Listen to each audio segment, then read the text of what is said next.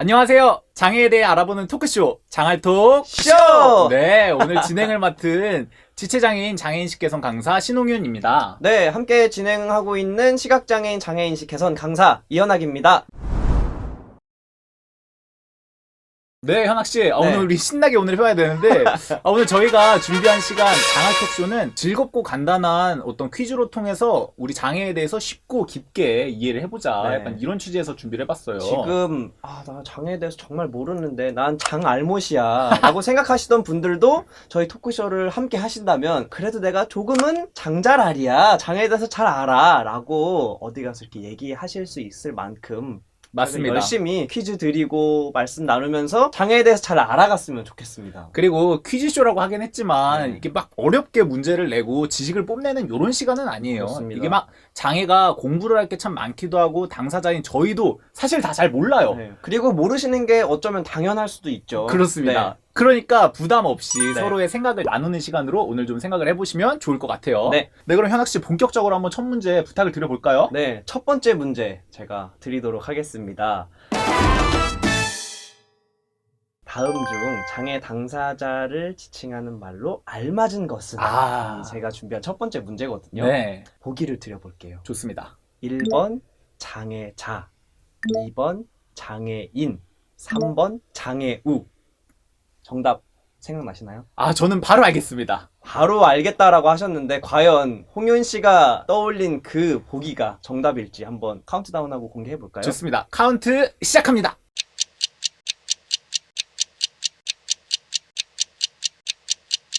네. 네. 정답은 제가 한번 맞춰봐도 되나요? 현학씨? 네, 맞춰 보세요. 저는 2번 장애인이 옳은 표현인 것 같습니다. 왜 그렇게 생각하시죠? 제가 한번 해설까지 제가 하면 되는 건가요?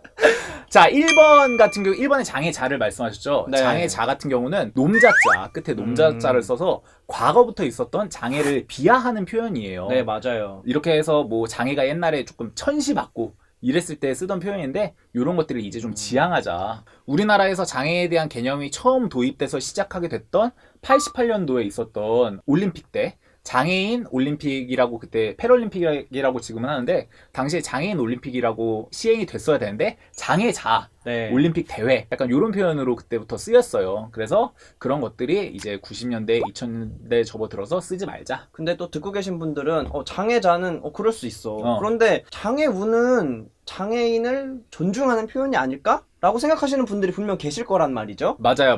네. 이게 우라는 게 버두자를, 마찬가지로 한자 버두자를 쓰는 표현인데 장애 가진 분들은 우리들의 다 친구야. 우리들의 다 소중한 이웃이야. 약간 이런 의미에서 장애우라는 표현들이 만들어져서 쓰이게 되는데 이건 역시도 당사자들이 약간 거부감을 느끼는 표현이잖아요. 이거는 그냥 직역해서 생각하면 될 것 같아요. 어떤 분들께 우리 공무원 친구들이 오셨어요. 이렇게 얘기하면 어떻게 들릴까?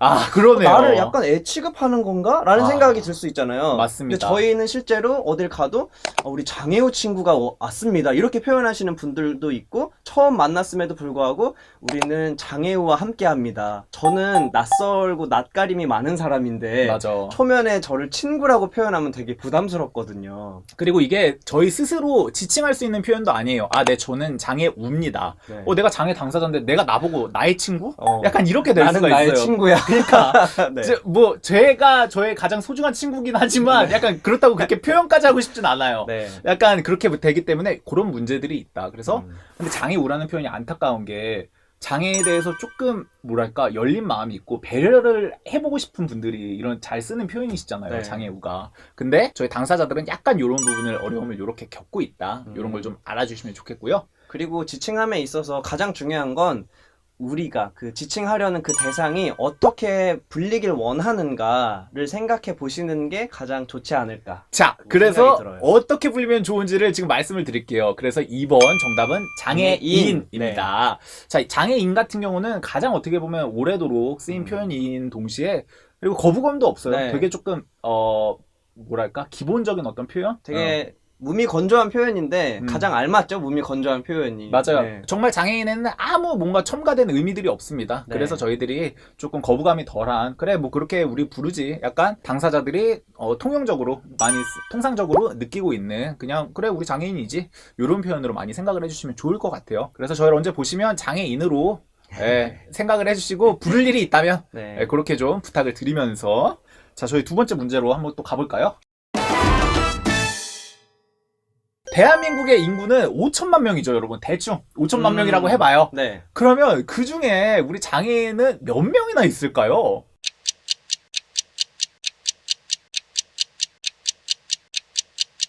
네. 자, 그럼 우리 현학 씨의 대답을 먼저 들어볼게요, 여러분. 우리 현학 씨는 한 몇 명 될 것 같습니까? 제가 주변에 이렇게 아는 사람들을 한번 쭉 생각해 봤어요. 네. 대충 퍼센테이지로 환산했을 내 때 주변에 네. 이거 네. 통계가 이거 약간 잘못될 것 같은데? 저의 어떻게 보면 주관적인 통계죠. 아, 제 주변에 아는 사람이 한 100명이다라고 가정하면 어. 저는 그래도 20명은 장애인이 있어요. 5분의 1이네요. 네, 제가 뭐 장애를 가지고 있어서 그런지 모르겠지만 아. 그래서 1000만 명은 너무 많으려나요? 1000만 명이요? 5천만 명 중에 1000만 네. 명 정도 장애인으로 본다. 네. 자, 우리 현학 씨의 대답은 이렇습니다, 여러분. 그러면 제가 통계청에서 발표한 기준을 가지고 말씀을 드려볼게요. 네. 2019년 통계청 기준에 따르면 우리나라에서 등록된 장애인은 267만 명. 그러니까 전체 국민의 5.39%가 여기에 해당됩니다. 생각보다 되게 적다. 네, 장애인이 5.39%예요. 근데 이게 재밌는 건 따로 있어요. 재밌는 거는 다른 나라와 비교를 했을 때 이게 재미가 생기는데 네. 미국 같은 경우는 우리나라의 2배가 넘는 12.8%가 오, 네. 전체 인구의 장애인이고요. 그리고 스웨덴은 16.8%. 그리고 호주는 더해서 18.3%예요. 거의 제가 예상한 수치네요. 이렇게 되는 거죠. 네네. 그리고 헝가리는 심지어 전 국민의 4분의 1, 25%를 장애, 이렇게 말하면 현학 씨의 유추를 넘어서는 거죠. 그러면 정말 단순하게 헝가리나 뭐 미국 이런 나라에서 태어나시는 분들이 장애 빈도가 높은 것인가? 아니 뭐 그 나라가 장애를 발생시키는 뭐 사고가 많은가? 라고 생각할 수도 있는데 그렇진 않잖아요. 그렇습니다, 여러분. 네. 거기서 특별히 뭐 장애가 더 발생할 만한 이유가 있는 게 아니라 장애를 만드는 기준점이 다르기 때문이에요. 이게 이런 국가들에서 앞에 말씀드렸던 이런 국가들에선 당뇨나 알코올 중독, 암, 심지어 의사소통이 어려운 외국 이민자들에게까지 장애인으로 보는 어떤 그런 자격들을 부여를 하고 있어요. 이게 여기서 우리가 알고 넘어가야 될 부분은 장애가 별게 아니라는 거예요. 이게 우리는 뭔가 장애가 대단히 특별하고 막 안타깝고 막 불쌍한 것 이렇게 많이 생각을 하는데 사실은 실상은 기준점에 따라서 있다가도 없어지고 누가 장애인이었다가도 아니게 되고 이런 것들일 뿐이거든요. 그래서 장애에 대한 개념을 너무 한정짓게 생각하지 말고 되게 조금 넓은 의미로서 그냥 사회적 기준에 따라서 뭐 장애가 될 수도 있고 없을 수도 있구나 약간 이렇게 생각을 해주시면 좋을 것 같아요. 그리고 현재 대한민국에서는 장애인이라고 하면은 어떤 신체적인 손상을 가진 사람들로 대표되는 이미지가 있어요. 맞아요. 그래서 눈이 보이지 않는다거나 뭐 다리를 쓰지 못한다거나 뭐 이런 신체적인 능력을 상실한 그런 사람들을 장애인의 대표적인 이미지로 그리시지만 뭐 아까 말씀드린 대로 알코올 중독자분들 또는 정신장애인도 장애 많이 포함시키시고 어떤 맞아요. 나라는 우울증을 가진 맞아요. 분도 장애를 가진 분으로 분류를 하잖아요. 그렇기 때문에 꼭 우리가 지금까지 알던 것처럼 어떤 신체의 손상이 곧 장애인이야 보다는 좀 더 넓은 의미에서 생각을 해주신다라면 이게 좋을 것 같아요. 조금 더 예시를 들어보면 조선시대 때는 혼혈인도 장애인으로 자격이 있었어요. 그래서 그럴 정도로 차이가 나고 좀 달라지고 있다. 그래서 장애에 대해서 너무 한정짓게 생각하지 말고 뭐 누구나. 그리고 우리나라 같은 경우는 장애에 대해서 특별한 어떤 그룹을 장애인으로 묶어서 그들에 대해서 뭔가 복지 혜택도 하고 좀 다른 차원에서의 어떤 접근들을 하는데 외국에 방금 말씀드렸던 그런 장애인 복지 선진국 같은 경우는 그냥 장애인 자격이 있다가도 없고 그냥 한시적으로 부여가 되기도 하고 이런 식으로 되게 조금 이런 다른 부분들이 생겨요. 그래서 조금 더 폭넓게 장애에 대해서 이해를 해주시면 당사자들이 좀 더 편하게 느끼겠다. 네. 이런 생각을 해봤습니다. 자, 그럼 다음 질문 한번 현학 씨가 맞추니까 괜찮은 것 같네요. 제가 네. 다음 퀴즈 한번 내볼 테니까 요것도 한번 이거는 네. 제가 이 퀴즈를 좀 준비를 해봤지만 장애인들도 못 맞춘다. 약간 이런 생각을 가지고 제가 이번 한번 문제는 꼭 맞춰볼게요. 한번 해봐요. 네. 자, 갑니다. 3번 문제. 장애와 관련된 다음 표현 중에 옳은 것을 골라주시면 돼요. 옳은 거. 자, 제가 말씀드리겠습니다. 1번. 영희는 발달 장애를 앓고 있다. 2번. 철수는 휠체어 장애인이다. 3번. 영철이는 다리가 불편하다. 4번. 미영이는 맹인이다. 5번. 경민이는 활동보조사와 동행 중이다. 느낌 오나요, 현학 씨? 이거는 약간 수능 문제처럼 뭔가 함정이 숨어 있을 것 같아요. 그렇죠. 네. 제가 함정을 이렇게 파서 준비를 해봤습니다. 함정이 있을 것 같은데. 그렇습니다. 네. 저희 이 함정을 잘 피하셔야 돼요, 여러분. 자, 카운트다운 시작합니다.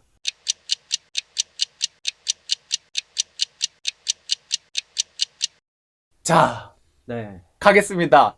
현학 씨 3번 문제 정답 몇 번 같았어요? 5번이 아닐까. 5번. 네. 경민은 활동보조사와 동행 중이다. 네. 근데 현학 씨 이 컨셉은 좋은데 가끔은 좀 맞춰주셔야 되는데. 이거 틀렸나요? 제가 정답 발표하겠습니다. 네. 여러분, 5번. 지금 현학 씨는 정답을 말했을까요? 네, 틀렸습니다. 현학 씨 틀렸어요. 지금 장애인식개선 강사가 말이에요. 자, 그럼 하나씩 네. 오답 노트를 우리 같이 한번 진행을 해볼까요? 네네. 자, 여러분 1번부터 같이 봐보겠습니다. 틀렸나 내가? 자, 1번. 영희는 발달 장애를 앓고 있다. 이건 대표적인 잘못된 표현이죠. 그렇죠. 사실. 뭐가 틀렸나요, 현학 씨? 앓다라는 것은 어떤 질병의 관점에서 맞습니다. 이야기를 하는 것인데 장애는 곧 질병이야 라고 연결이 되잖아요. 맞아요. 모든 장애가 질병은 아니죠. 그렇죠. 네. 병으로 인해서 장애가 발생을 할 수 있지만 장애 그 자체가 질병은 아니기 때문에 앓고 있다, 앓다라는 것은 정말 잘못된 대표적인 표현 중에 하나인 그렇습니다. 거는 알고 있어요, 제가. 이게 네. 동치시켜서 많이 생각을 하세요. 근데 장애 이퀄 병이 절대 아니라는 걸 알아주시면 좋겠고, 장애는 병이 아니라 그냥 일종의 상태로 생각을 해주시면 될 것 같아요. 저도 그렇고 현학 씨도 그렇고 장애가 있지만 저희 엄청나게 건강합니다. 그렇죠. 저희 뭐 감기도 잘 안 걸려요. 네, 저희 네. 왜 이렇게 병이 없는 약간 요런 사람들인데 네. 요런 부분들을 유념을 잘 해주시면 좋을 것 같고요. 자, 2번 휠체어 장애인이라는 표현을 제가 썼어요. 네. 철수는 휠체어 장애인이다. 요건 좀 어떻게 들으셨어요? 이건 그러니까 휠체어 장애인이 자체가 성립할 수 없는 말인데 굳이 성립을 시키자면 철수의 휠체어는 장애를 가지고 있다 라고는 할 수 있겠죠. 여러분 이 디테일한 차이를 지금 들으셨나요? 네. 그렇습니다. 이게 휠체어 장애인이다. 우리 그냥 되게 너끈히 그냥 편히 쓸 수 있는 표현 같잖아요. 네. 저 사람 철수는 휠체어를 타면 휠체어 장애인이지, 이렇게 생각할 수가 있는데, 이렇게 표현을 하면 그 사람의 정체성 모두를 휠체어에 귀결시키는 일이 돼요. 그쵸. 그래서 조금 올바른 표현을 조금 더 디테일하게 살펴보면 철수는 휠체어를 타고 있는 네. 사람이다. 휠체어 사용자다. 그치? 뭐 이 그리고 정도? 휠체어를 이용하고 있다. 네. 약간 요 정도 표현으로 생각을 해주시면 좋을 것 같아요. 그래서 휠체어 그 자체가 절대 아니다. 우리가 휠체어 타시는 분들을 그런 식으로 많이 좀 실수를 하는 게 사회에서 진짜 많잖아요. 네. 그래서 이런 것들을 유념을 해주시면 좋을 것 같고요. 자, 4번 먼저 한번 가볼게요. 미영이는 맹인이다. 요거 우리 현학 씨가 할 말 많잖아요. 맹인이라는 표현도 실제로 과거에 많이 쓰였었던 단어예요. 그렇죠. 그런데 시각장애인들이 맹인이라는 단어를 쓰지 말아달라라는 이야기들을 굉장히 많이 하셨고 실제로 지금은 사용하지 않는 단어가 되었는데요. 이유는 그 한자 어원에 있어요. 그러니까 눈 목자에 망할 망자가 합쳐져서 맹자가 됐거든요. 그러니까 직역하면 눈이 망한 사람이 되기 때문에 기분이 상당히 나쁘죠. 그렇죠. 그렇기 때문에 맹인이라는 표현보다는 시각장애인이라는 표현을 써주셔야 시각장애인들이 기분 좋게 받아들일 수 있을 것 같습니다. 우리가 과거의 장애를 대하던 관점에서 보면은 시각장애인 눈이 망한 사람이 맞잖아. 약간 네. 요렇게 생각할 수가 있는데 그냥 감각하는 게 다르다. 요렇게 보여봐 주시는 게 맞아요. 그래서 네. 우리 시각장애인분들은 시각장애인들의 맞는 생활 방식을 만들어서 그렇게 살아가고 계신 분들이니까 누가 함부로 그들의 뭐가 망했다 이렇게 표현하는 거는 틀렸다는 거 좀 네. 알아주시면 좋겠고요.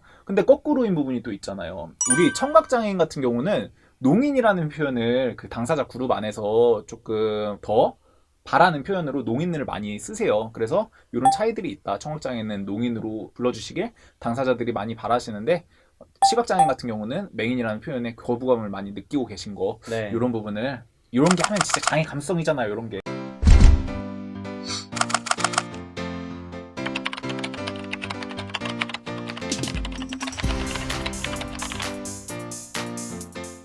그쵸. 이런 작은 디테일들에서부터 장애 감수성을 갖추고 있는 사람과 그렇지 않은 사람이 조금 구별되는 것 같아요. 그러니까 우리 영상 보시는 분들 이런 거 알아가면 얼마나 이제 수준 높은 인격자, 약간 인권의 어떤 알아가는 사람, 약간 이렇게 그게 되니까 해주시면 좋겠고. 자, 우리 5번 현학 씨가 틀린다. 네. 이게 근데 저희 장애 당사자들이 많이 틀려요. 네. 왜냐면은 자 5번에 제가 뭐라고 썼습니까? 경민이는 활동보조사와 동행 중이다. 이런 표현을 제가 썼는데 일단 굉장히 맞는 표현 그쵸? 네. 이게 뭔가 경민이라는 이름이 틀리진 않았을 거 아니야. 그리고 동행. 그러니까. 말 맞는 단어인 것 같고. 그러니까. 네. 자, 근데 활동보조사라는 표현에 약간 맹점이 있어요. 아, 이런 표현 쓰면 안 되겠구나.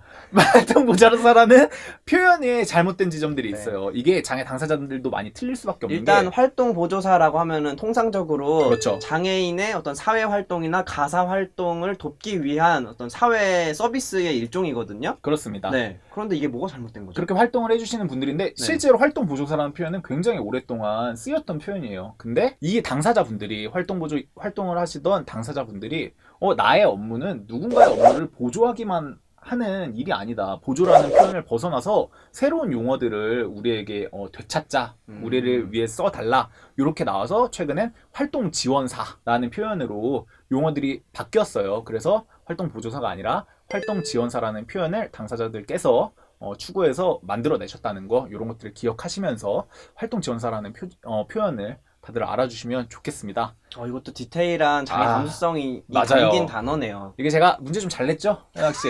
근데 자, 우리 정답을 한번 그러면 살펴볼게요. 네. 영철이는 다리가 불편하다.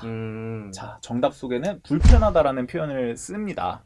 우선 가장 알맞은 답이긴 한 것 같네요. 나머지 맞아요. 5개 중에서 그나마 제가 장애 당사자로서 제일 덜 거슬린다고 해야 할까요? 맞아요. 네, 그런 말임에는 맞네요. 지금 우리 현학 씨가 짚어주신 대로 정답 속에 불편하다는 표현 역시 많이 쓰는 표현은 맞지만 무조건 막 옳다, 나이스한 표현이라고 그렇죠. 보기도 좀 어렵기도 해요. 네. 왜냐면 장애가 무조건 불편하기만 한 것은 절대 아닙니다, 여러분. 불편은 굉장히 좀 상대적인 개념이에요. 상황에 따라 많이 다르죠. 이를테면 저는 사회적으로 봤을 때 중증 장애인이지만 걷는 거를 제가 어려움을 겪는데 중증 장애인이지만 이제 제 몸의 불편을 저는 많이 느끼고 있지는 않아요. 거꾸로 비장애인인데도 불구하고 스스로의 몸에 저보다 많은 불편을 느끼면서 살아가는 분들도 많이 계시고요. 우리 현학 씨도 불편을 이제 크게 못 느낄 때가 그리고 조금, 있잖아요. 네, 디테일하게 말씀드리면 네. 가령 철수는 5층까지 가는데 다리가 불편하다. 라고 하면은 되게 자연스러운 문장일 수 있겠지만 엘리베이터가 있으면은 다리가 불편하다라고 그렇지. 이렇게 말을 안 하게 되잖아요. 근데 5층까지 가는데 엘리베이터가 없어. 그러면 계단이 있어서 철수는 불편하다는 될 수 그렇지. 있는 단어겠지만, 네.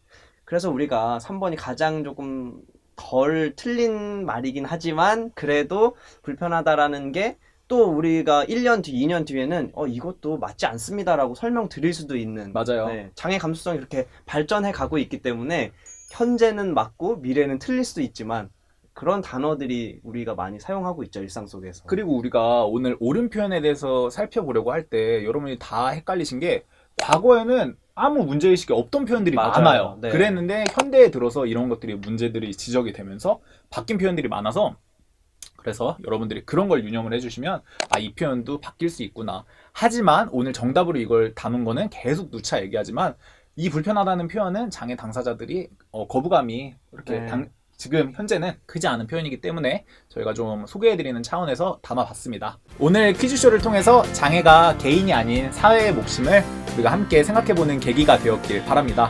우리가 함께 노력할 때 더 이상 장애는 장애가 아니게 됩니다. 네, 맞습니다. 즐거운 시간이었어요, 여러분. 네, 그러면 안녕. 장알톡 쇼. 안녕히 계세요. 고마워요.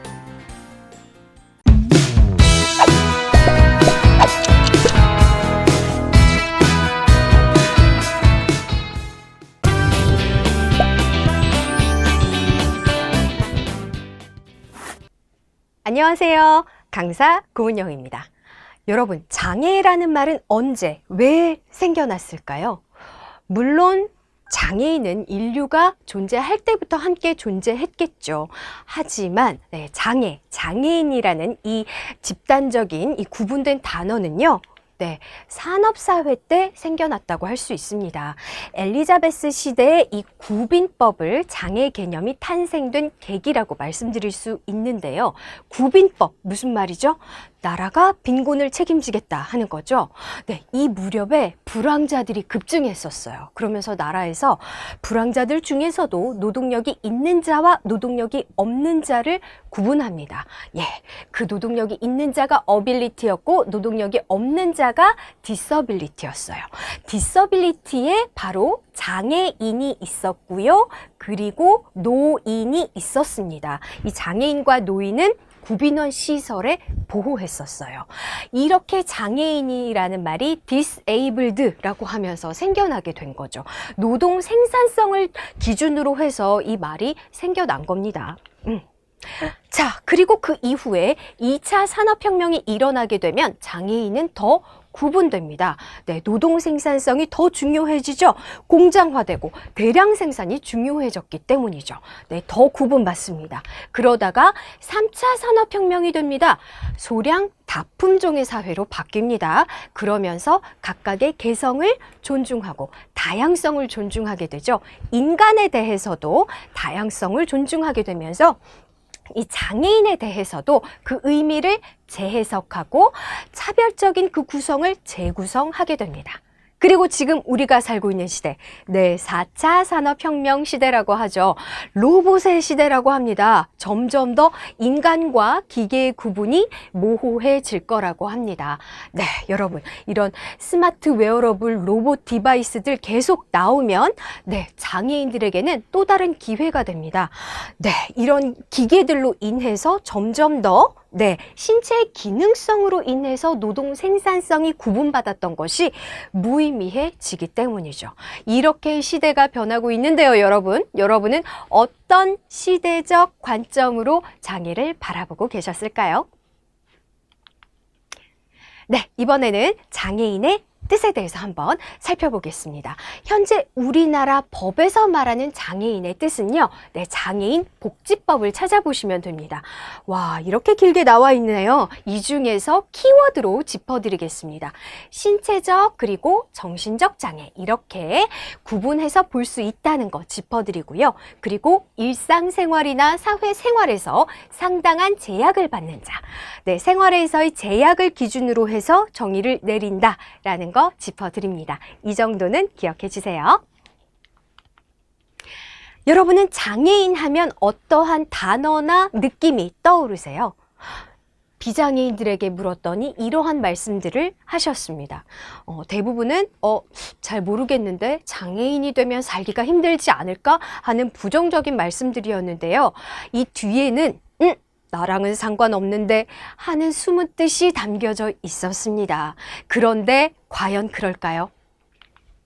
자, 태어날 때부터 장애인이었어요 하는 분들은 이 정도밖에 되지 않습니다.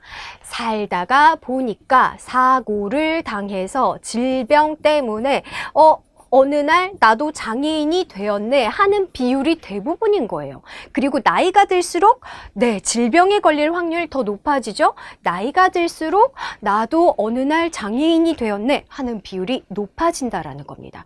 더 이상 남의 일이라고는 할 수 없을 것 같아요, 여러분.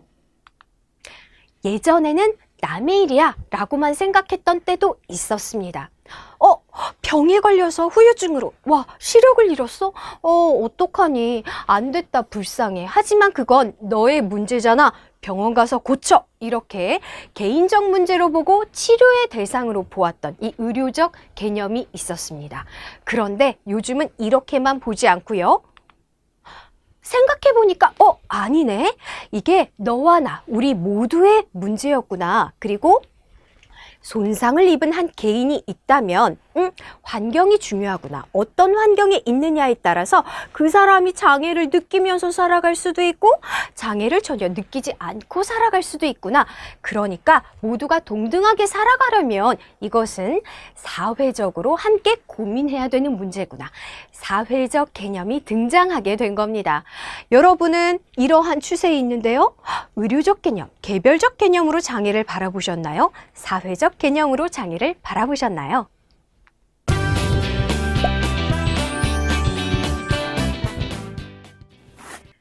우리나라는 장애를 어떻게 범주화하고 있을까요? 먼저 신체적 장애와 정신적 장애로 구분합니다. 신체적 장애로서 12범주가 있고요. 그리고 정신적 장애로서 3범주가 있습니다. 이 신체적 장애 12범주 중에서 6가지가 지금 화면에 나와 있는 거예요. 이 중에서 오해하기 쉬운 것만 몇 가지 짚어드리겠습니다. 뇌병변 장애, 네, 뇌병변 장애는요, 중추신경의 손상으로 인해서 근육 강직으로 인해서 의사소통이 힘든 경우를 말합니다. 그러니까 발음이 불명확하다거나 아니면 말의 속도가 느린 거죠. 이런 것을 보고서 지능이 낮은 거 아니야? 라고 오해를 하시는 경우가 있습니다. 지적장애와 다릅니다. 예, 또 지능이 낮은 게 아닙니다. 예, 뇌병변 장애 기억해 주시고요. 그리고 시각장애.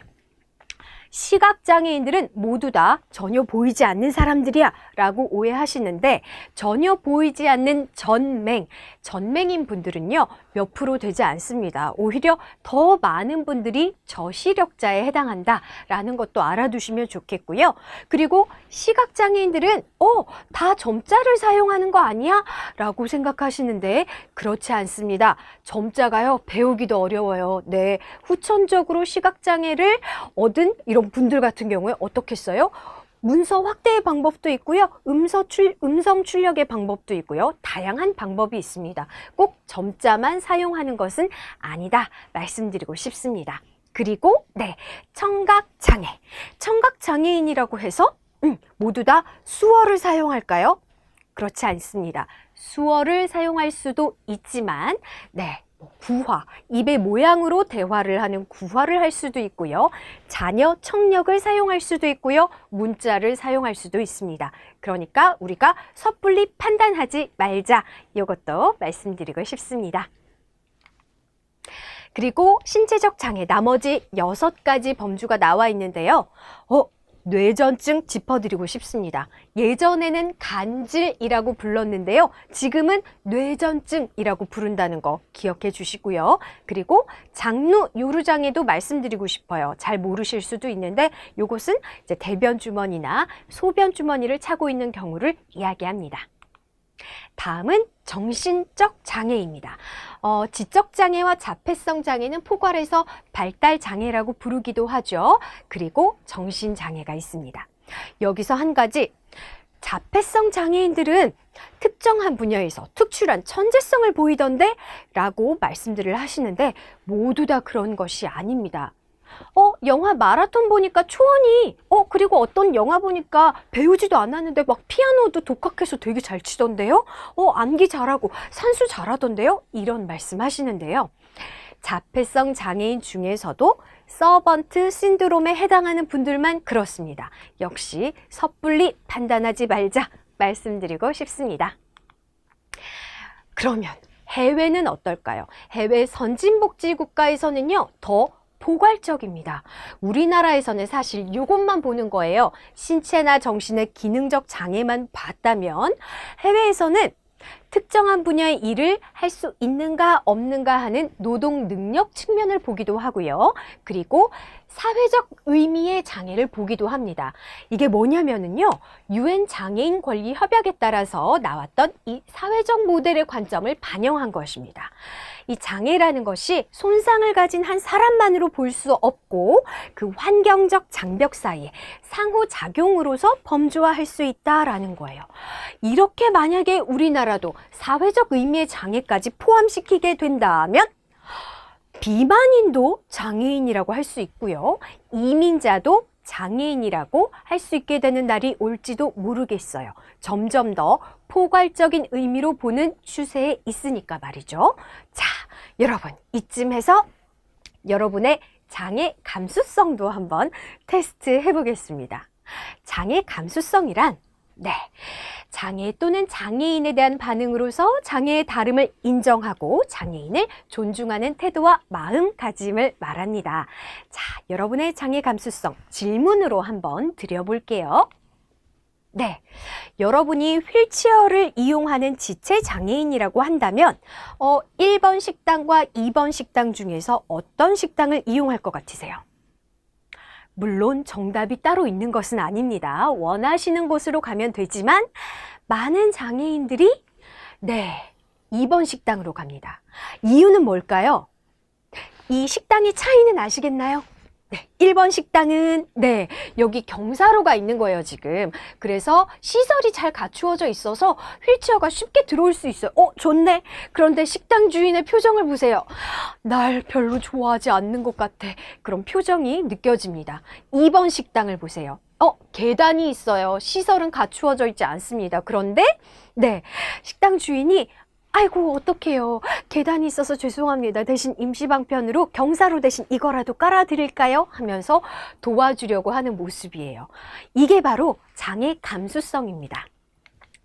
시설, 제도, 정책, 법 물론 중요하죠. 그러나 그 이전에 더 중요한 것은 사실 태도, 공생에 대한 생각, 인식이 아닐까 싶어요. 네, 장애 감수성, 장애 인식 이런 것을 위해서 오늘 이 시간도 여러분 저와 함께 하고 있는 것 아닐까요?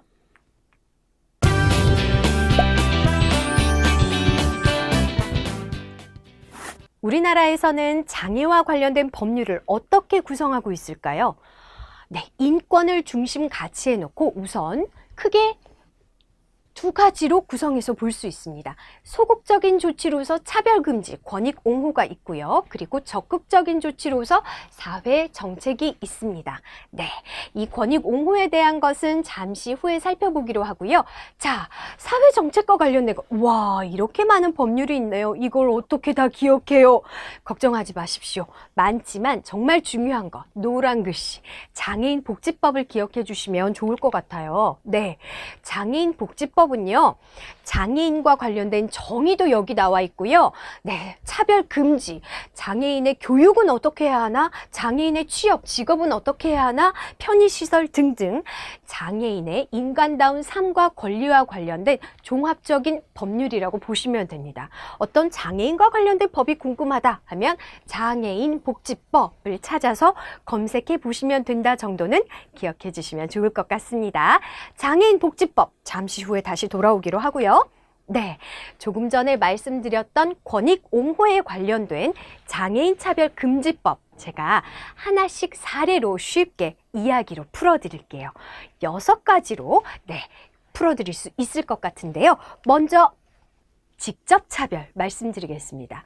이 경우는 정당한 사유 없이 제한, 배제, 분리, 거부 등에 의하여 불리하게 대하는 경우, 뭔가 말이 어려운 것 같지만 상대적으로 쉽게 이거 차별이잖아 하고 판가름하기 좀 쉬운 사례들에 해당합니다. 한 가지의 사례로 볼게요. 4번째로 볼까요? 네, 휠체어를 이용하는 지체장애인이라고 봅시다.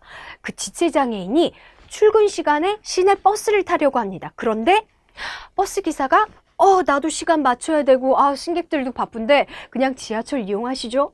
이러면 아무리 친절하게 거절해도 이것은 직접 차별이죠. 네, 직접 차별은 상대적으로 좀 쉽게 판가름하실 수 있을 것 같고요. 간접 차별 보겠습니다. 간접 차별은요, 겉으로 봤을 때, 형식적으로 봤을 때는 차별이 아닌 것 같은데 가만 보니까 이거 차별이잖아 싶은 결과를 초래한다는 겁니다. 왜? 네, 장애를 고려하지 않은 기준을 적용했기 때문이에요. 자, 예를 한번 보겠습니다. 대표적인 것이 바로 시험이에요. 비장애인과 장애인이 같이 앉아서 똑같이 시험을 본다. 그리고 평가 기준도 똑같아. 이러면 간접차별에 해당하는 경우가 많습니다.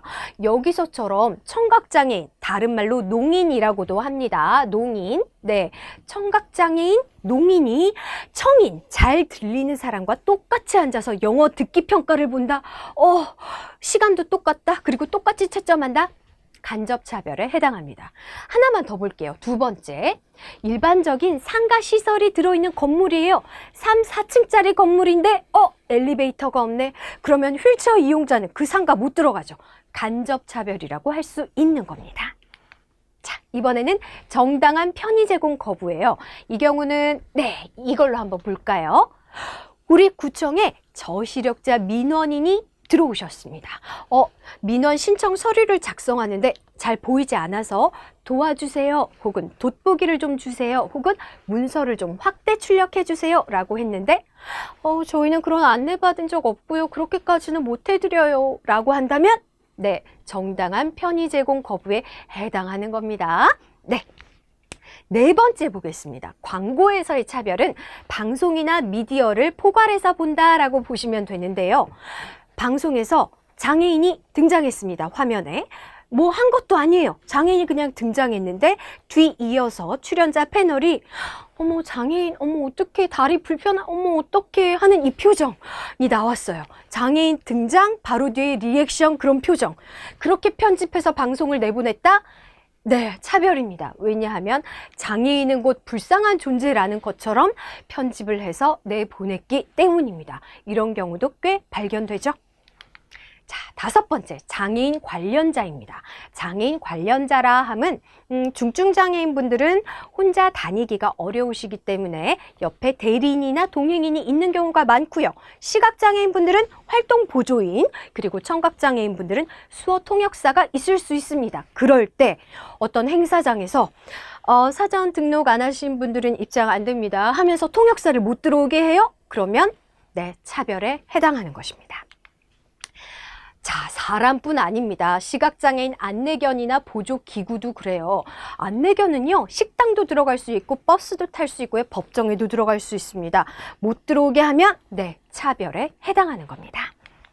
이렇게 6가지를 살펴봤는데요. 어기게 되면 그 고의성이나 반복성, 보복성 등에 따라서 처벌을 받을 수 있습니다, 여러분. 네, 이렇게 법과 제도에 대해서도 알아봤습니다.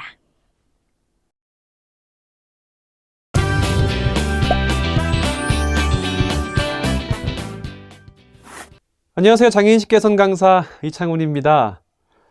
여러분, 실질적으로 장애인과 만났을 때, 그리고 장애인과 만날 약속이 있을 때 어떻게 해야 할지 참 난감하고 궁금한 사항들이 많을 것 같은데요. 오늘은 장애인과 만났을 때 어떻게 소통해야 할지 다양한 방법들에 대해서 이야기를 해보겠습니다. 사실 근데 문제는 해답은 정말 간단합니다. 장애인을 만났을 때 그냥 질문하면 돼요. 그냥 여러 가지 질문을 해서 그들의 필요를 알고 이제 다양한 해결책과 답안을 만들면 되는데, 사실 이렇게 끝 하면 아쉽잖아요. 그래서 다양한 장애 유형별로 어떻게 소통하는지 이야기를 진행해 보겠습니다. 먼저 시각장애인과 만났을 때 어떻게 소통해야 할까요? 본인을 알리는 게 중요합니다. 안녕하세요. 저는 이창훈입니다. 이렇게 본인을 소개한 다음에 여러 가지 질문을 해야지만 지금 나에게 이야기를 건 사람이 오늘 나와 만날 사람이구나 라고 알 수 있기 때문에 본인을 음성으로 직접 소개하는 게 매우 중요합니다. 다음으로는 무언가를 설명할 경우에 이것, 저것, 그것 이런 지시대명사를 쓰지 않도록 주의해야 하고요. 이것이 어떤 건지, 저것이 어떤 건지, 그것이 무엇인지를 명확하게 전달해야 이분이 이야기를 하시는구나 라고 충분히 알 수 있기 때문에 이것, 저것, 그것은 지양해야 합니다. 다음으로는 행동하기 앞서서 말로 의사를 전달하는 게 중요합니다. 그냥 휙 나가버린다거나 또 갑자기 손에 뭔가를 쥐어준다거나 행동을 먼저 하는 것이 아니라 제가 지금 뭘 드리겠습니다. 제가 잠시 나갔다 오겠습니다 등의 이야기를 하고 나서 행동을 해야 시각장애 당사자가 깜짝 놀라지 않고 그 상황들을 바로바로 확인할 수 있기 때문에 우선 행동하기에 앞서서 말로 의사를 표시하는 게 매우 중요합니다. 또 시각장애 당사자가 혼자 왔을 경우에 어딘가에 안내해서 가야 할 경우들이 있습니다. 그럴 때 직접 안내를 해야 할 경우가 있잖아요. 그럴 때 팔꿈치를 잡게 한 다음에 반보 앞에서 걸어가는 게 매우 필요합니다. 갑자기 뒤에서 민다거나 또 끌고 간다거나 이런 것이 아니라 팔꿈치를 잡게 하고 팔꿈치 뒤에서, 그리고 본인, 안내하는 사람은 반보 앞에서 걷는 게 매우 중요하다라고 말씀을 드리겠습니다. 이번에는 지체 뇌병변 장애인과의 의사소통에 대해서 이야기를 해보겠습니다. 식당이나 회의 이런 같이 무언가를 만나서 진행해야 될 경우가 있잖아요. 그럴 경우에 당사자 또는 당사자의 보조기구가 접근 가능한지 미리 확인하는 게 좋습니다. 가령 계단이 있거나 단차가 있거나 이럴 경우에 실질적으로 접근하기 너무나 어렵잖아요. 미리 확인하고 조치가 가능한지. 그래서 모든 사람이 장애물 없이 함께 회의할 수 있도록 만드는 게 매우 중요하고요. 다음으로는 당사자가 사용하는 휠체어, 목발 등의 어떤 보조기구를 본인의 허락 없이 만지거나 잡는 걸 삼가야 합니다. 당연하겠죠. 개인의 소지한 물건이기 때문에 당연한데요. 흰지팡이나 안내견, 특히 안내견에 대해서 말씀을 좀 드리고 싶은데요. 안내견이 어딘가를 이동하고 있을 때는 실질적으로 이동할 때는 일을 하는 상태입니다. 그럴 때 주의를 끈다거나 뭔가를 준다거나 해서 일을 방해하지 않도록 하는 것들이 또 매우 중요한데요. 다시 말해서 본인이 활용하고 있는 보조기구를 함부로 만지거나 잡는 행동은 삼가야 합니다. 엘리베이터 또 어느 공간의 문을 통과해야 될 경우가 있을잖아요. 또 탑승해야 될 경우에는 문을 잡아줘서 잘 탑승하고 이동할 수 있도록 도와주는 게 매우 중요합니다. 다음으로 청각 언어장애인과의 의사소통에 대해서 얘기를 해보도록 하겠습니다. 이 부분에 대해서 어떤 분들은 편견을 가질 수 있는 요소가 있는데요. 어떤 부분이냐면 청각장애인 모두가 수어를 사용하는 건 아닙니다. 어떤 분들은 구어로 이야기를 하는 분들도 있기 때문에 어떻게 소통하면 좋을지 질문을 미리 해 두셔야겠고요. 또 시각장애인도 마찬가지로 모든 시각장애인이 다 안 보인다라고 생각하는 것도 편견입니다. 제가 지금 말씀드리는 부분들은 각자 장애 발생 원인이 다르기 때문에 직접 질문하고 그에 따라서 소통하는 게 필요하다. 이 측면에서 말씀을 드려봤습니다. 다음으로는 입을 가리지 않고 명확하게 전달하는 것이 매우 중요합니다. 입을 가리면 상대방이 하는 말이 제대로 보이지 않기 때문이겠죠. 그리고 여러 사람과 함께 이야기를 하거나 회의를 할 경우에는 중간중간에 청각장애인에게 의사를 표현할 수 있도록 그리고 회의에 대해서 알려줘야 합니다. 이유는 청각장애 당사자도 이 회의의 주체자라는 것들을 명확하게 인식하기 위해서 이런 조치들을 꼭 취해주는 게 매우 중요합니다. 다음은 수어통역사와 함께 할 경우라도 필요한 질문을 본인에게 하도록 하는 게 매우 중요합니다. 이 부분은 활동지원사나 또 근로지원인과 같이 온 다른 장애 유형도 마찬가지인데요. 필요한 질문이 있거나 할 경우에는 본인한테 하는 게 매우 중요한데요. 당사자가 필요한 욕구나 문제 이런 부분들은 당사자가 워낙 잘 알기 때문에 활동지원사, 또 수어통역사, 근로지원인에게 질문하는 것은 좀 아무래도 그 태도는 바람직하지 않겠죠. 언어장애인이 이야기를 하는 부분이 있습니다. 그럴 때 힘들어 보일 수가 있어요. 그렇다고 해서 말을 끊거나 하지 말아야 되고요. 말을 끝까지 할 수 있도록 기다려줘야 합니다. 그것이 청각 언어장애인이 의사소통할 때 매우 중요한 부분이기 때문에 이 부분도 참고해 주셨으면 좋겠습니다. 다음은 지적 자폐성 장애인과 관련된 얘기를 해볼 텐데요. 먼저 지적장애, 자폐성 장애와 의사소통할 경우에 특히 지적장애인 본인의 의사를 존중하는 것이 또 매우 중요하고요. 연령에 맞는 호칭을 사용하는 것이 또 매우 필요합니다. 지적장애인이 아무리 봤을 때 조금 어려 보이고 또 얘기하기가 조금 어려움이 있다 하더라도 연령에 맞지 않은 표현을 쓰게 되면 당사자로서의 존중하지 않고 무시하는 느낌을 줄 수 있기 때문에 이 부분들 연령에 맞는 호칭을 사용해야 한다는 말씀을 꼭 드리고요. 또 하나, 쉬운 언어와 표현을 사용하는 것이 매우 중요합니다. 지적장애 당사자에게 굉장히 어려운 언어는 그 단어에 대한 쓰임이나 어려움들을 가져올 수 있기 때문에 쉬운 언어를 사용해야 하고요. 또 반복적으로 내용을 전달해줘서 잘 숙지하고 이해할 수 있도록, 숙지하다라는 표현도 어렵네요. 잘 이해할 수 있도록 하는 게 매우 중요합니다. 또 자폐성 장애인은 익숙하지 않은 영역에 대해서 어려움을 호소할 수 있습니다. 그렇기 때문에 사전에 충분한 설명을 하거나 또 예행 연습을 할 수 있도록 미리 확인해 주시고 미리 다양한 설명들을 곁들여 주시는 것들이 매우 중요한 태도입니다. 이번에는 공통적인 사항입니다. 장애 관련 올바른 표현들을 익히고 사용하는 것이 매우 중요합니다.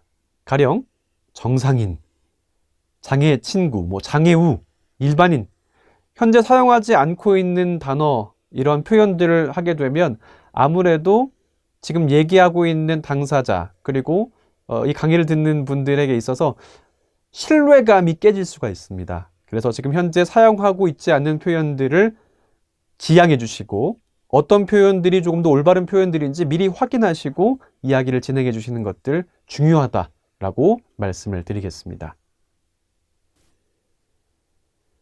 지금까지 살펴본 것처럼 장애 당사자를 만났을 때 키워드, 핵심은 질문하라 였습니다.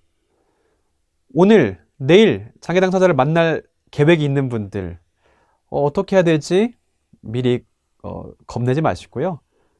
미리 확인하시고 직접 만났을 때 입을 열어서 질문하면 원활하게 소통할 수 있을 거라 확실합니다.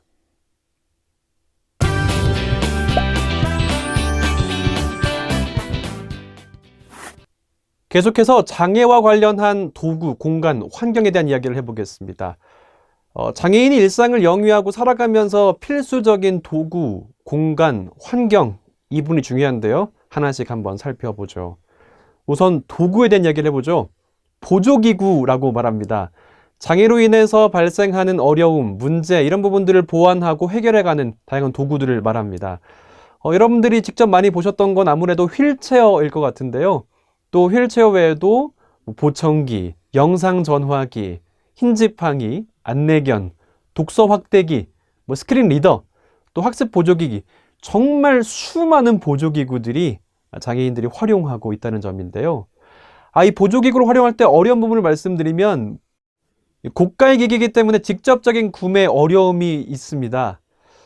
제가 지금 만지고 있는 이 점자 정보 단말기라고 하는데요.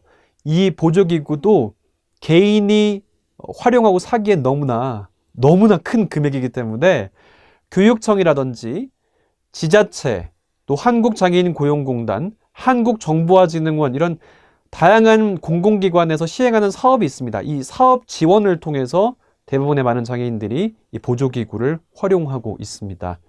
이 보조기구에 대한 부분들은 각 지자체나 아니면 말씀드렸던 장애인고용공단, 이런 기관에서 활용하고 있는 보조기구 센터를 통해서 확인할 수가 있습니다. 다음으로 장애인의 일상과 관련한 공간에 대해서 이야기를 해볼 텐데요. 이 말씀을 드리면서 아무래도 큰 개념을 말씀드리고 그 개념 속에 있는 내용들 이렇게 말씀드리면서 여러분들이 이해하기 쉽도록 한번 진행해 보겠습니다. 첫 번째 내용은 베리어 프리입니다. 베리어 프리가 뭐지? 개념을 말씀드리면 장애인 등 사회적 약자의 생활에 지장이 되는 물리적인 장애물이나 장벽을 없애기 위해 실시하는 운동 또는 시책을 말합니다. 이 베리어 프리, 장벽을 없앤다 이런 말이잖아요. 베리어 프리 하위 개념으로 장애물 없는 생활환경 인증제도라는 게 있습니다. 일명 BF 인증제도인데요. 장애인 등이 개별 시설물, 지역을 접근, 이동함에 있어서 불편을 느끼지 않도록 계획하고 설계하고 시공하고 관리하고 이런 부분들을 평가하고 인증하는 제도를 말합니다. 그럼 과연 어떤 것들을 인증하고 평가할까요? 건물 진입로에 장애물이 있는지 없는지, 또 출입로의 문의 형태가 어떤지, 이게 밀어서 여는 건지, 또 자동문인지, 회전문인지 이런 형태를 보고요. 손잡이의 형태, 또 점자 유도블록의 유무, 또 화장실의 폭이나 넓이 이런 부분들, 시설의 다양한 부분들에 대한 항목들을 검토하고 평가해서 장애 당사자들이 이용할 수 있도록 하는 겁니다. 교통약자 이동 편의증진법 또는 장애인, 노인, 임산부 등의 편의증진에 관한 법률이 있잖아요. 이 법률에 의거해서 이 제도들이 운용되고 있습니다. 베리어 프리의 또 다른 이야기를 해볼 텐데요. 베리어 프리 영화입니다. 가치봄 영화라고도 얘기하는데요. 화면을 볼 수 없고 소리를 들을 수 없는 사람들도 화면 해설과 한글 자막을 넣어서 모두가 영화를 감상할 수 있도록 제작한 영화를 베리어 프리 영화 또는 가치봄 영화라고 합니다.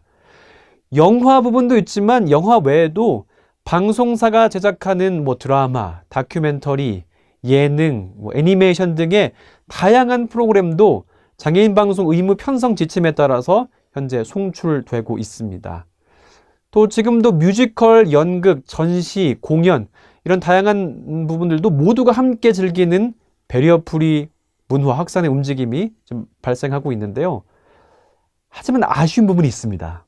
현재 스포츠 경기가 열리는 공간에서의 물리적 그리고 서비스적 지원 이런 부분들의 배리어프리 콘텐츠가 매우 미비한 실정인데요. 이 부분들에 대한 검토와 연구가 좀 필요해 보입니다. 또 다른 배리어프리 무장의 여행입니다. 또 무장의 관광이라고도 불리는데요. 장애인 등이 여행을 함에 있어서 나타나는 장애물과 장벽을 제거하려는 움직임을 말하는데요. 이 부분들을 폭넓게 일어나고 있습니다.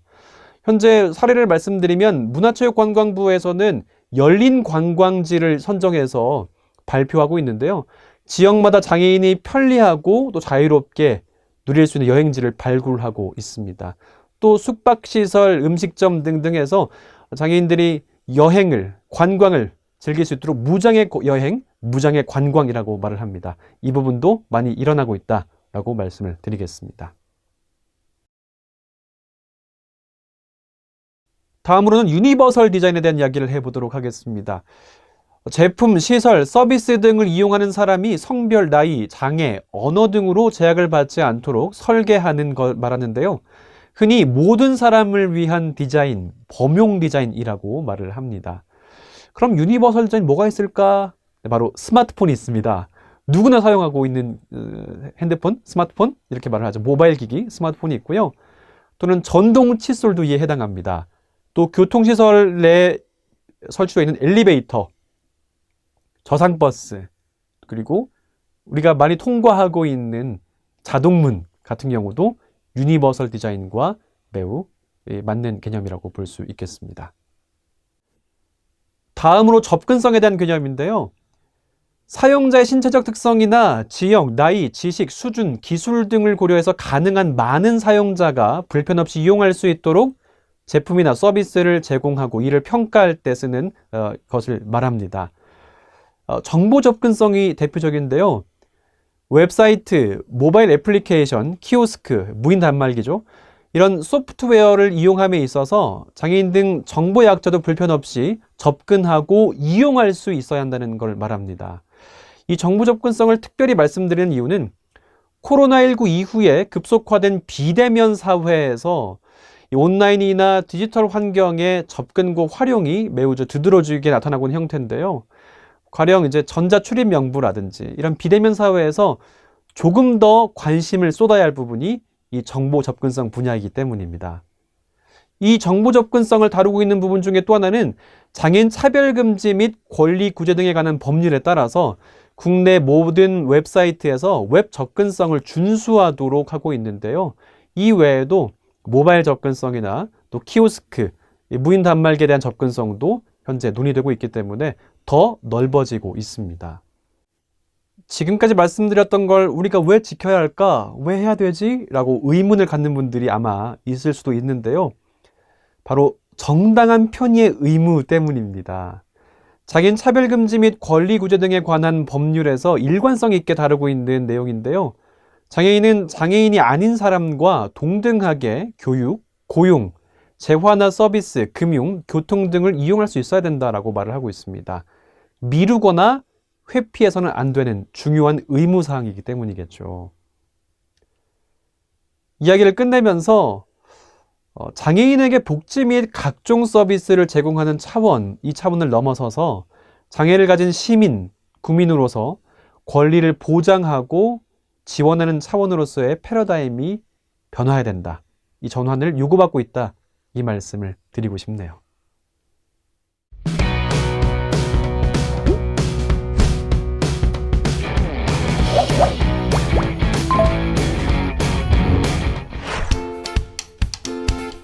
안녕하세요. 장애인식 개선 강사 신홍윤입니다. 안녕하세요. 장애인식 개선 강사 이현학입니다. 네, 여러분 오늘은 저희가 한 구청 앞에 나와 있습니다. 구청이나 동주민센터를 이용하다 보면 장애 당사자로서 겪게 되는 난감한 경험들을 왕왕 마주하게 되거든요. 오늘 여러분들에게 저희가 어떤 난감한 상황에 빠지게 되는지, 우리 장애 당사자들이 어떤 곤란한 일들을 겪게 되는지를 보여드리려고 이곳까지 찾게 됐습니다. 한번 들어가서 보여드려 볼까요, 현학 씨? 제가 휠체어 운전해드려도 되나요? 한번 믿어보겠습니다. 네, 어떻게 갈까요? 우리 시각장애인의 운전, 네, 좌회전 해주세요. 아, 네. 네네.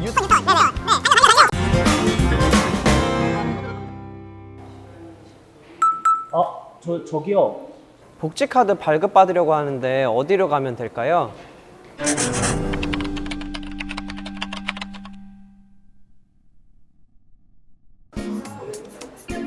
저쪽으로 가세요.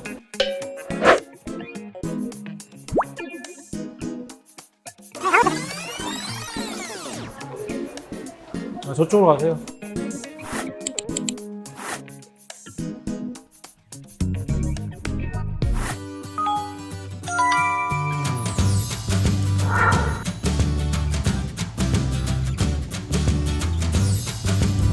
네, 제가 부서까지 안내해 드리겠습니다.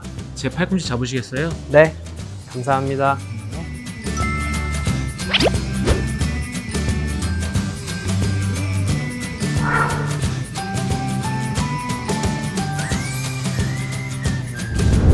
민원 창구는 2층에 있습니다. 건물 중앙에 엘리베이터 있으니 이용하시고 2층 내리시면 바로 오른편에서 발급받으실 수 있습니다. 가시는 길에 문턱은 없고 모두 다 자동문으로 되어 있습니다. 네.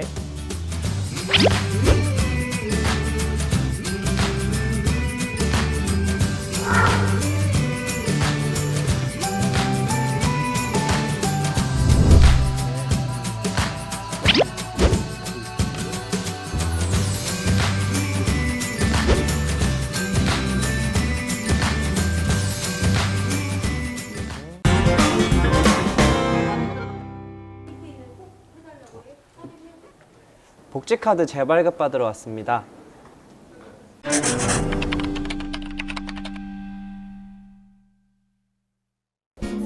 주민등록증 주시고 지문인식기에 손가락 얹으세요.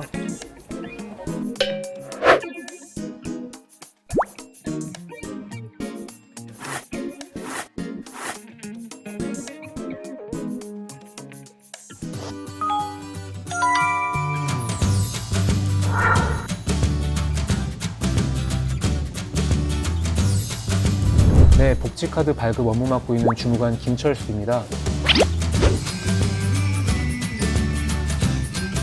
주민등록증 좀 보여주시고요.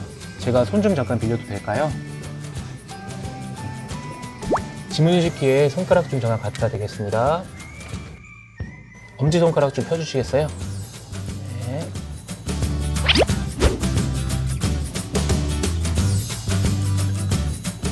네, 됐습니다. 감사합니다. 감사합니다.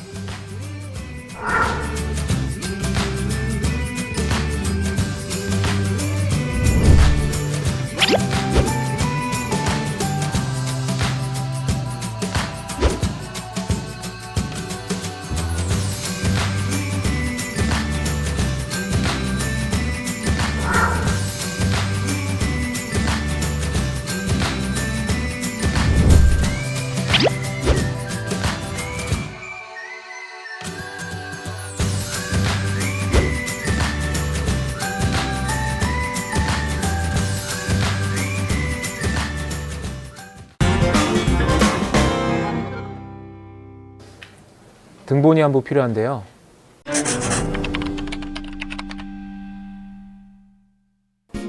저기 무인발급기에서 등본 한 부 떼오세요.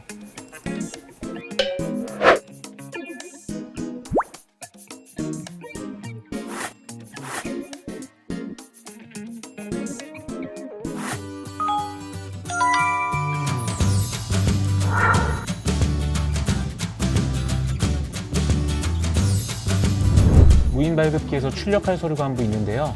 제가 동행하겠습니다. 제 팔꿈치 잡으시겠어요? 네. 네, 앞에 의자 있습니다. 아, 네, 감사합니다.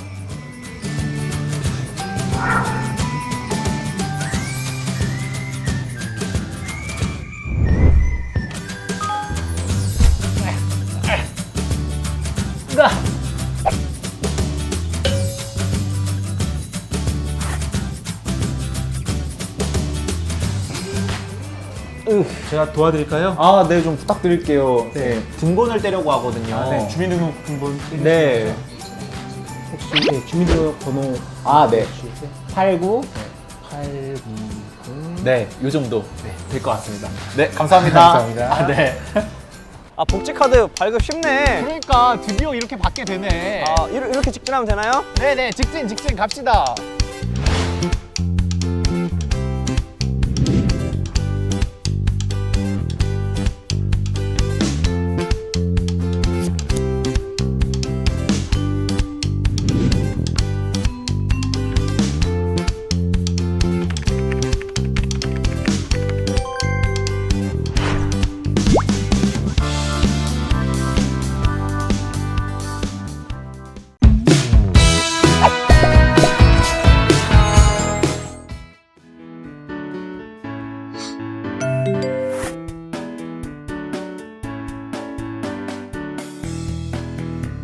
공무원이라고 하면 솔직히 좀 막연하게 떠오르는데 항상 되게 바쁘셨던 것 같아서 항상 되게 일이 많다? 그리고 뭐 직업이 좀 안정적이다? 이런 게 좀 가장 먼저 떠오르는 것 같아요. 아무래도 뭔가 조금 편한 이미지가 떠오르진 않는 것 같아요. 내가 뭔가 좀 부탁해야 되는 입장이고 항상 만날 때 필요에 의해서 찾아가는 경우가 좀 제일 많은 것 같아서 그래서 조금 부담을 가지고 뭔가 관련된 기관에 가거나 전화를 할 때도 다른 것보다는 조금은 내 마음적으로 마냥 편한 것 같진 않아요.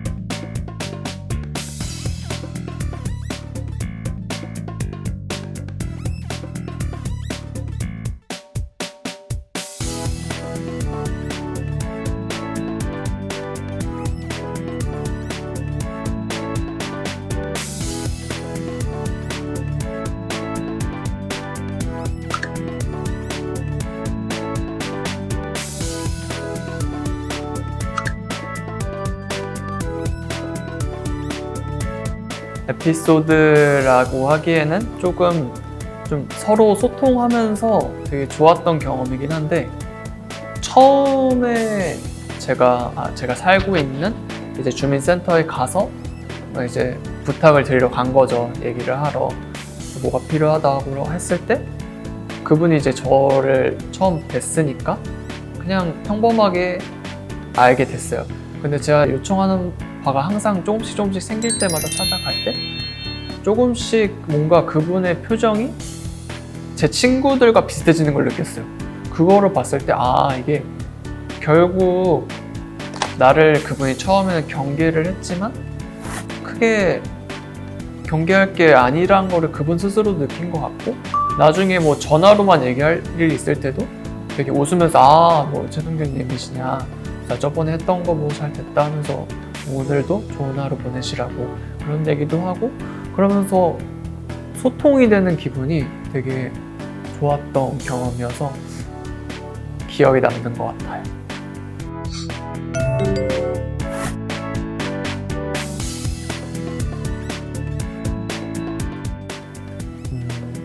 바라는 공무원의 모습보다는 좀 좀 하고 싶은 말이랄까? 전달하고 싶은 말은 있어요.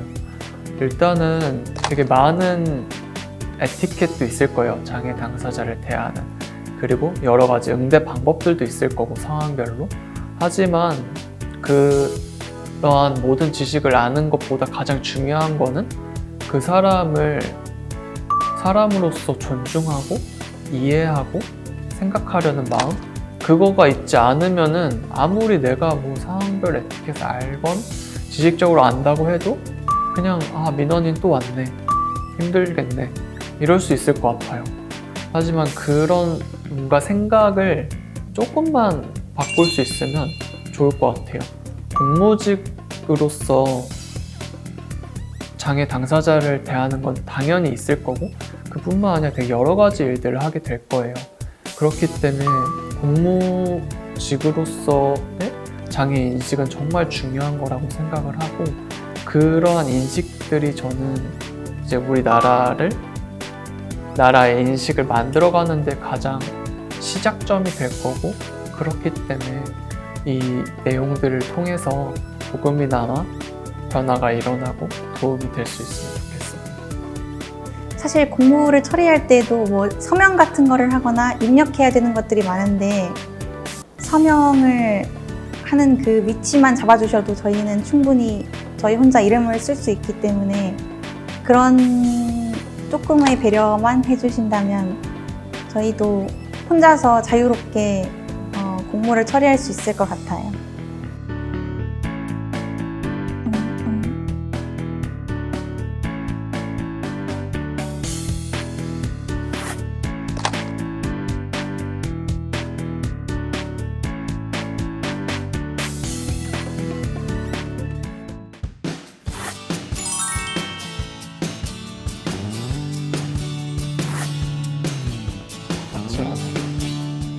공무원의 모습도 있지만 버스에서 제가 지금 순간 다시 제가 만드는 공무원들에게 한마디.